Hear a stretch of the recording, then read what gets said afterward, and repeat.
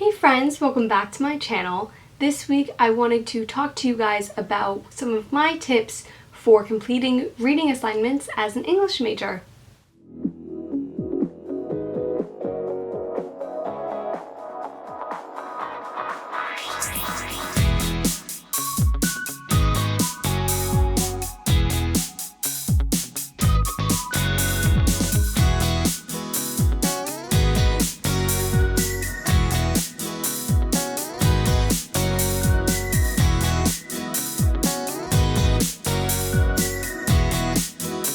So there's a lot of different stuff here, and I'm talking about reading assignments, but really some of this stuff can be helpful in general.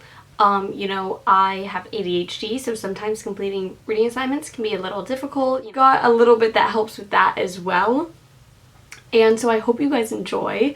The first thing I want to talk about is sometimes when I'm trying to do a reading assignment, I get really nervous if it doesn't feel like I'm getting all the information the first time around, and then I get just so stressed about it and I try to read it and it's just not working.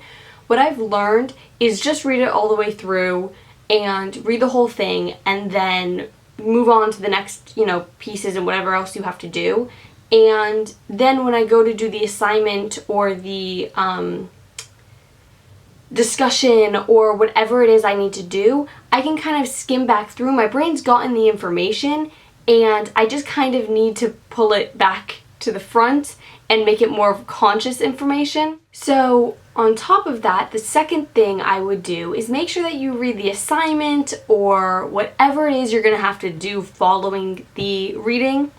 Whether that's a discussion post, an essay, discuss it within the class, whatever it is, read that to understand what themes you're looking for. Sometimes I even just do the readings and then read the themes, the assignment, whatever, and then kind of go back and get an understanding of it depending on the assignment I'm doing. And that way you can read with those themes in mind.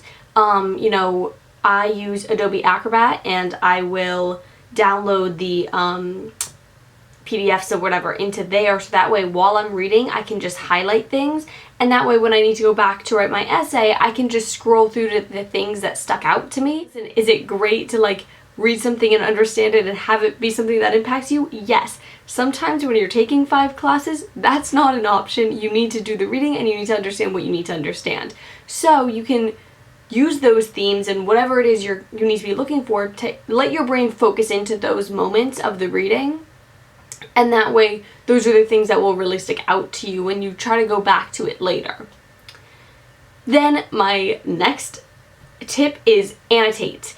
If, I talked about highlighting things on PDFs, but even, if you've got a printed copy, that's great. I try to buy my English textbooks for that reason, because I personally really enjoy annotating. I think that it helps me connect to the piece and understand it a lot better.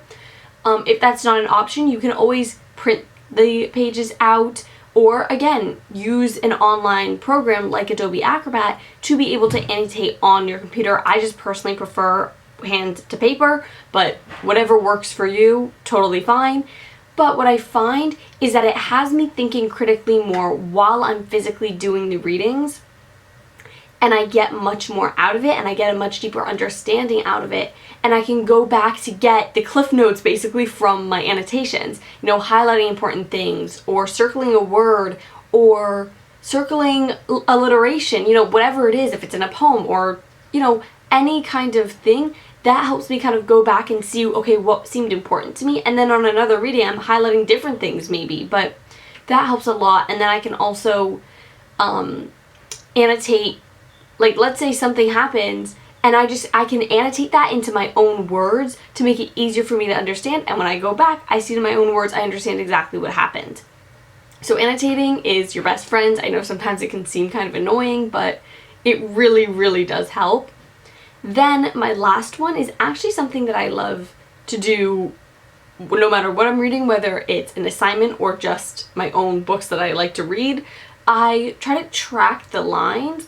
I notice that I can sometimes flip line order and read lines in the wrong order, so that can be really frustrating, and especially when you're doing an assignment it's just makes it harder to like get through it and work on it. If it's online or on a PDF or on my computer in any way, I just kind of scroll with it to kind of make sure that my eyesight is still pretty even with where I'm reading.